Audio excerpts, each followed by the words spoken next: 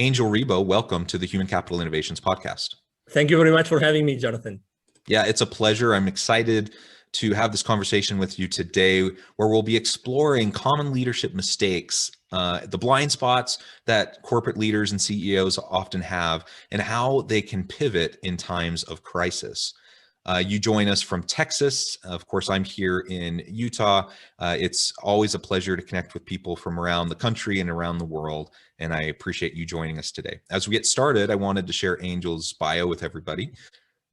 Angel Ribo, known as the CEO Confidant, is an influencer, LinkedIn strategist, international TV host, public speaker, CEO consultant, board member, and philanthropist.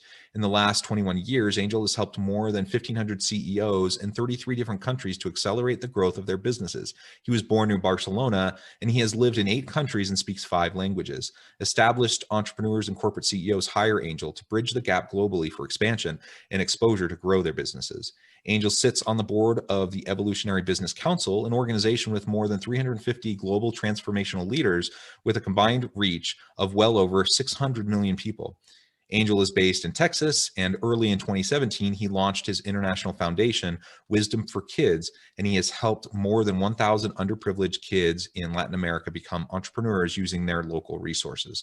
See Angel Ribo on all of his social media outlets. And I'm, again, really excited to talk with you today. Angel, is there anything else you would like to share with listeners by way of background or personal context before we launch into the conversation today?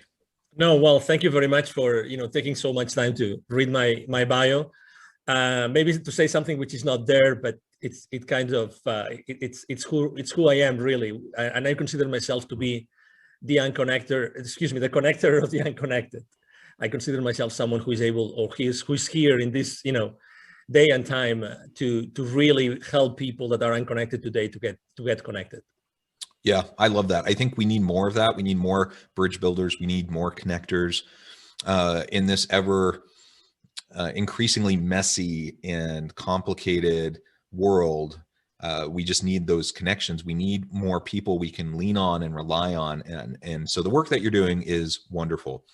Thank you. And it's amazing the reach that you've had over the course of your career, the number of executives and CEOs you've had the opportunity to coach and mentor and consult with. And I really think that's where it's at in terms of making a broad impact, when we can influence leaders who in turn can then reach out and influence their organizations. The impact can be incredible. It's true. And we tend to underestimate, sorry to interrupt you, but it's so important. It's so important to remember that every single human being, every one of us can really make a difference and influence and impact the world and impact everybody around us just by being ourselves, by being fully present in everything that we do. So it's much easier. To be honest, 5 years ago when I started my own entrepreneurial journey, I had no idea of those things until I really sat down one day and I started counting them. Because when you are so busy and so distracted with your everyday life, you don't really I never took stock of my life, like literally, until someone said, "Hey, Angel, come on, give yourself a break," because we're very hard on ourselves.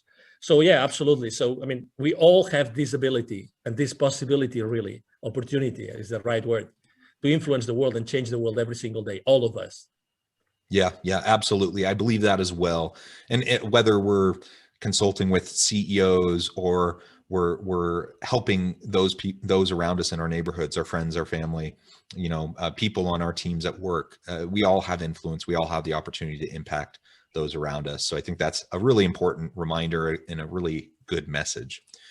So as we launch into the conversation today, I thought maybe we could start with some of the most common mistakes that you see corporate CEOs making on a regular basis. Yes. So obviously, I would say that every single CEO is as human as we are. Any of us is, and every single CEO has had their own journey and their own experience. So at the end of the day, maybe the only difference between we mortals and ourselves, between themselves and ourselves, is that they have a larger area of responsibility. Okay, they're responsible for millions, probably millions or billions of dollars, right? They have a large teams in general, right? And obviously they have to make sure that they serve their shareholders, because at the end of the day, every single organization, regardless of the size, they are serving their organization, they are serving their shareholders, and that who are the ones that put the money in the first place. So they own themselves to the board, who is making sure that consistently those shareholders receive this value. So the first blind spot I would like to say, because I like to ask questions, the same as you. I like to ask a lot of questions. I like to launch a lot of surveys, and I always ask, what's the most difficult, what's the most important challenge you have in your company right now? And I kept on doing this last year, 2020. I kept on doing this. Why am I mentioning this? Is because consistently, I always find that the number one area of concern is their teams, is the people around them. Because there's this gap, typically between the board and the CEO, they're pretty aligned, but there's this gap between the CEO and the rest of the C-suite. And there's a big, massive gap between the C-suite and the rest of the company, regardless of the size. And this is one of the most important blind spots. And how does that translate, let's say downstream into the rest of the organization? Is that really the rest of the, employees or the rest of the team are not really fully aware of the financial implications of those business decisions. What does that mean? Do they really, before making a decision, how much of the organization really knows? How is that going to be going up, crawling up in the organization and actually adding equity to that corporation? That sounds like a little bit weird, but it's in reality, every single employee should be fully aligned.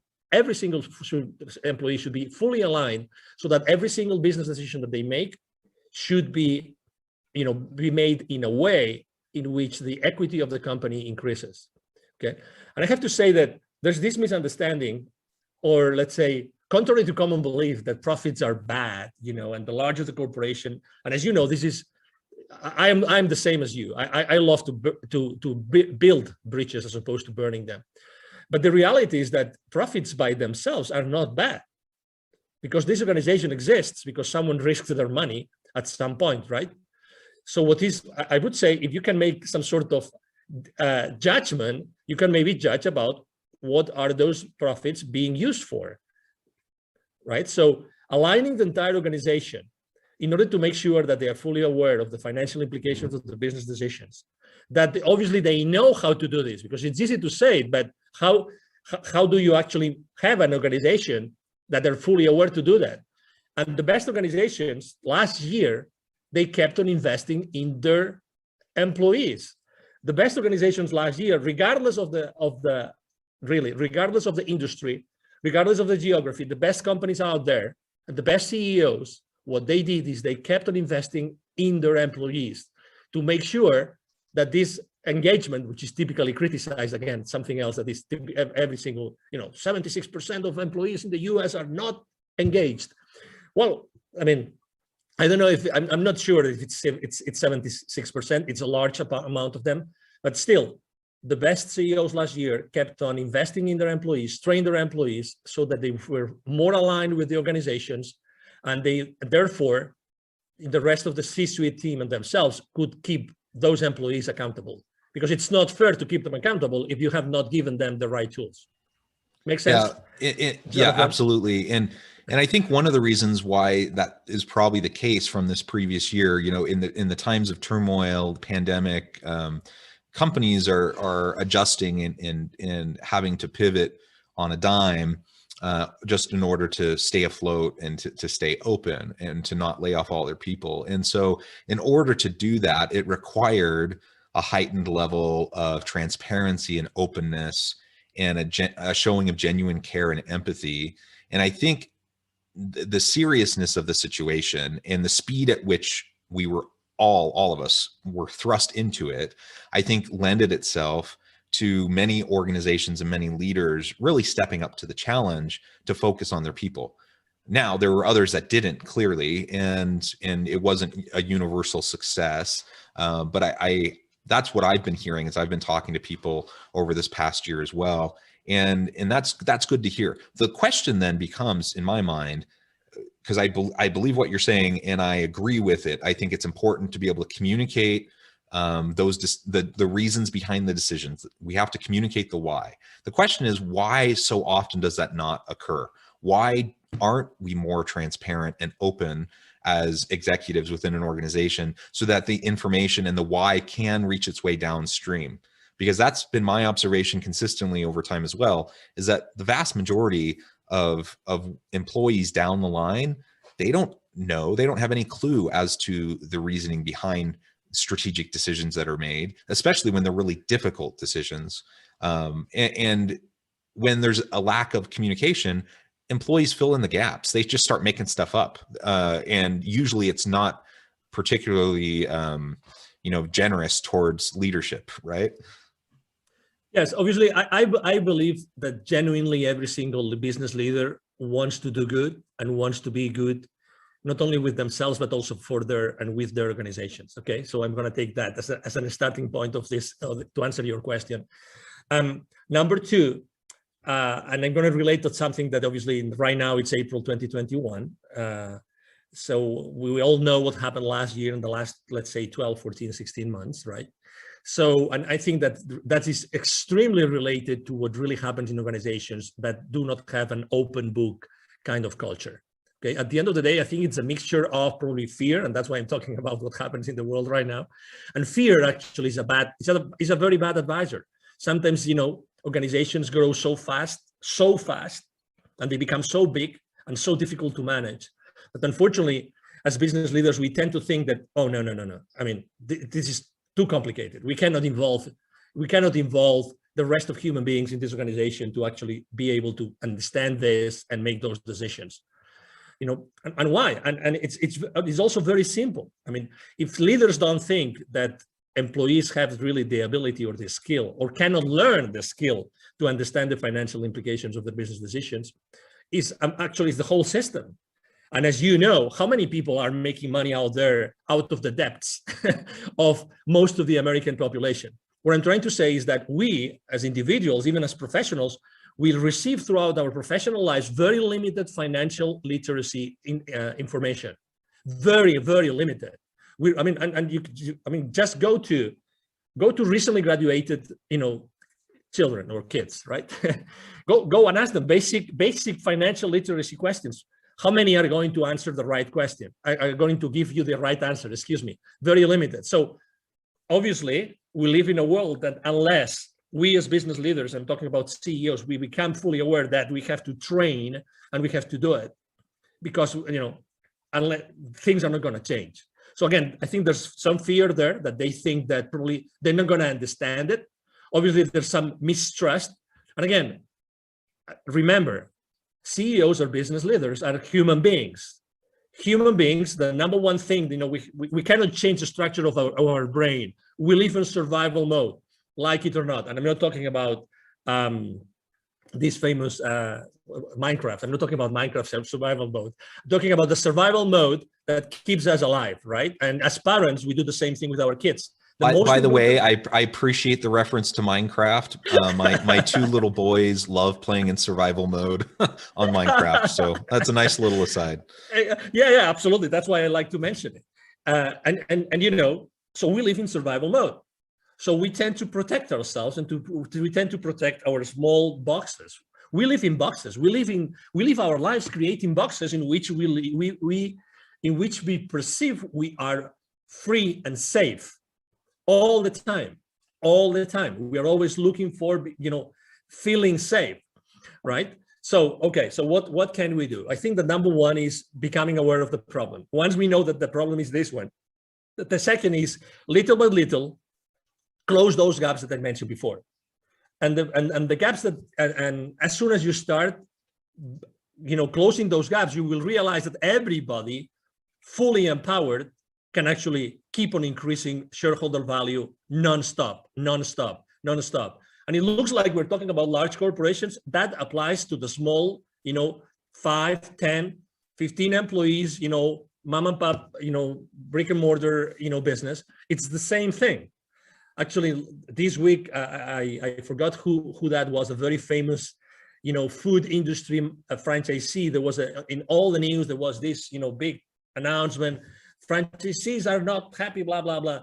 I mean, I obviously, it's unfortunate that went to the media, but I'm sure that this company is trying to do a great job of keeping all their franchisees, afloat.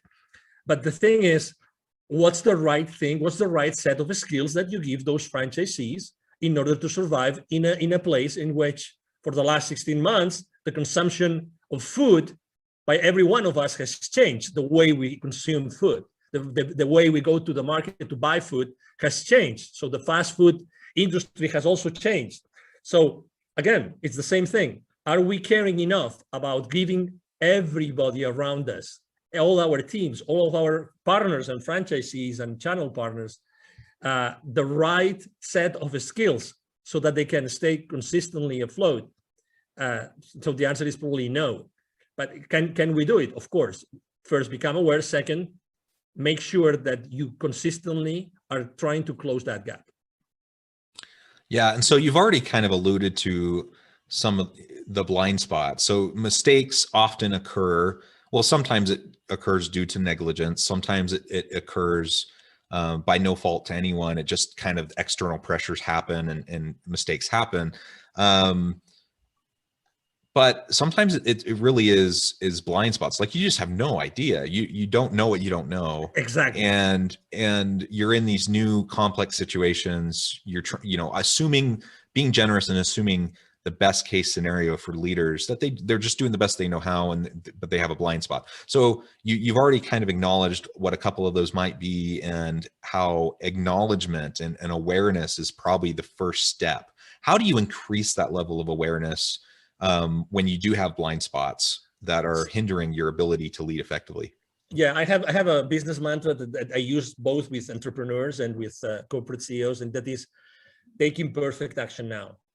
I like, take imperfect action now. Okay. So again, since day one, the first time we hit a kindergarten place, it's perfection, right? I mean, we have to learn everything, and everything has to be perfect, has to look perfect, right? I mean, you name it, right? So in reality, perfection is one of the most important deterrents of anything that we do.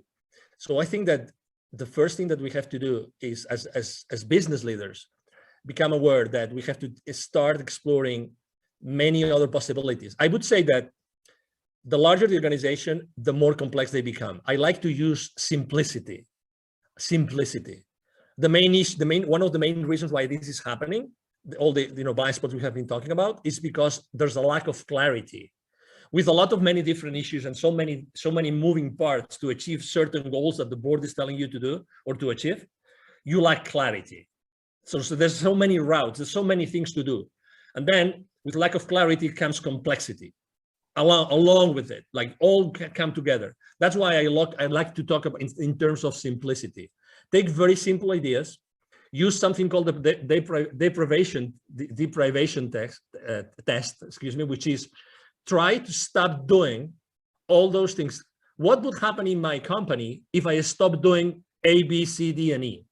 And analyze every single thing, literally. Start analyzing the top, let's say, I don't know, the top 10, 20, 30 different processes that are in place in any given organization. What if I eliminated that whole entire process? What would happen? That whole entire process. You would have so many surprises, Jonathan. So many surprises that we are doing things that we shouldn't be doing, but we just have been doing it. And we are so amazing as human beings that we can do the most, or we can do so many wrong things more and more efficiently every single day. It's crazy. Every single day, we are the masters of inefficiency by doing the wrong thing more efficiently every single day. It's crazy stuff. But that's, again, it's human beings. It's survival mode, So that's what I found every single day. That's why simplicity and immediately taking action and becoming aware of those things that really are not adding enough value. I think those are three things. Those are three ingredients that I see that really work very well in organizations today. Yeah, I love that. So I think as we acknowledge mistakes, we can start to set goals to correct them, right? And to grow and to develop not only ourselves, but the people around us. We can start to diminish our blind spots. We can never get rid of them completely, but we can shrink our blind spots as we do some of what you just talked about, as we surround ourselves with good people, with diverse perspectives who can help, shine a light on those blind spots and who we trust. And then as we get to that point where we start to diminish those blind spots, it does allow us to have a better chance at making the adjustments necessary to respond to these external pressures that we might be facing that might be negatively hurting the business.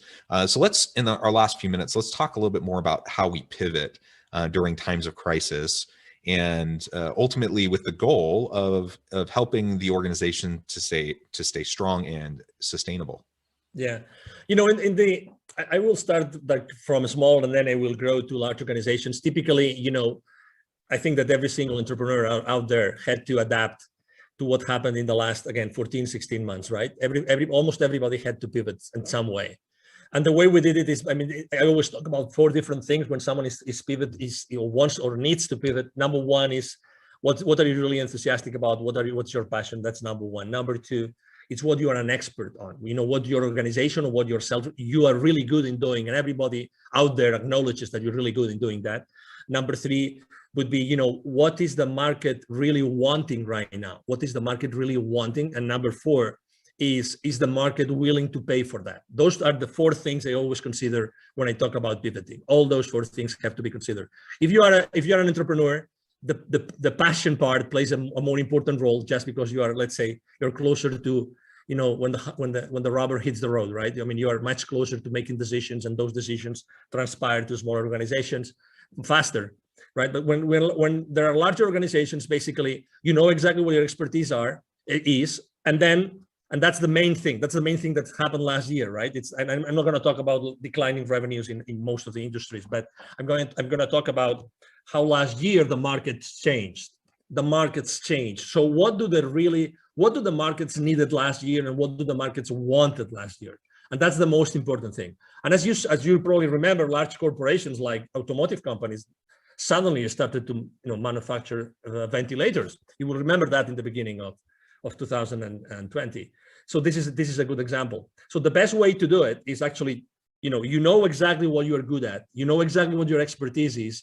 Analyze what the market you think needs or wants at this point in time, because these are 2 different things, right? And then start immediately taking imperfect action and knowing if you can use the resources and the expertise that you have in place already built in the company, if you can offer it to the new market that is being created, or with the new needs that the market already exists, right? Obviously, that means business development last year changed a lot. You reached out to your clients and said, hey, how can I serve you better? I remember I myself was working for a large corporation 2008, 2009, and actually was one of the most successful years for me ever in the part of the business that I was dealing with in that particular company. You know why? Because we fully engaged like never before our client base. That's what we did. We reached out to them and we said, hey, we know you're suffering. How can we help? What's the number, and what's the best thing we could do for you today, knowing that it's going to be hard for everybody? What can we do right now? And I remember all my distribution channels working heavily day and night, just providing this additional need that our clients needed at that point in time. Again, it's giving the value that the market needs, doing the best that you can do, and the thing that you're an expert on. Yeah. Those are great questions to be asking as we think about how to pivot and the strategy around that, and focusing on your channels, focusing on your customers, focusing on the value you bring to the market is always important. The other thing that you've said multiple times today that I think is really worth spotlighting is this idea that we need to move forward. We need to take a step into the darkness. We need to act, even if it's not perfect. And, taking a shotgun approach, before planning is not what we're talking about. But you plan, you're thoughtful, you're careful, and you act. And as long as you have built-in mechanisms to iterate, so you can learn, you have feedback loops and you can learn as you go, then the action becomes an opportunity for learning. And even if things don't work, you've learned, you refine, you iterate, now you keep acting, and you can build the plane while you're flying it, so to speak. And I think that's a really important reminder and a good lesson for people, especially those who might have perfectionistic tendencies. Angel, it has been a real pleasure talking with you today. I really appreciate your insights. The time has flown by. Before we close, I did want to give you a chance to share with listeners how they can get connected with you, find out more about your business, and then give us the final word on the topic for today. Thank you. Well, thank you very much. I mean, we are right now. It's it's April 2021, as I said before. The first thing I would like to say is obviously the easiest way to connect with me, as you will see if you go online. I'm on all the social media outlets. I am actually publishing content every single day, and I keep on building those bridges that have been burned for the last for the last month, because I think that that's something that we all have to do. The easiest way to reach out to me, I'm going to give my direct email address, which is Angel, ANGEL, @angelribo.com. Ribo is my last name, and it's spelled like R-I-B as in boy, O, Angel @angelribo.com. And the last thing I would like to say is, even if sometimes it looks like we are stuck, it looks like we cannot move forward. It doesn't matter if you are, if you're a large corporation or if you are a small entrepreneur. What I would like to tell you is that, every single day we have the opportunity to discover how infinitely powerful we are, all of us. And there's really out there, there's gonna be always customers that only us we can serve with ourselves and or with our organizations. Only us we can do, or we can serve with our products and with our services. So just go out there, take imperfect action, receive that market feedback, and keep on course correcting whenever necessary. And obviously, thank you very much, Jonathan, for having me here today. And thank you to the audience that has been watching or listening to us. Wonderful. Thank you, Angel. It has been a real pleasure. I encourage listeners to reach out, get connected, find out more about what he can do for you. And as always, I hope we can all stay healthy and safe, that you can find meaning and purpose at work each and every day. And I hope you all have a great week.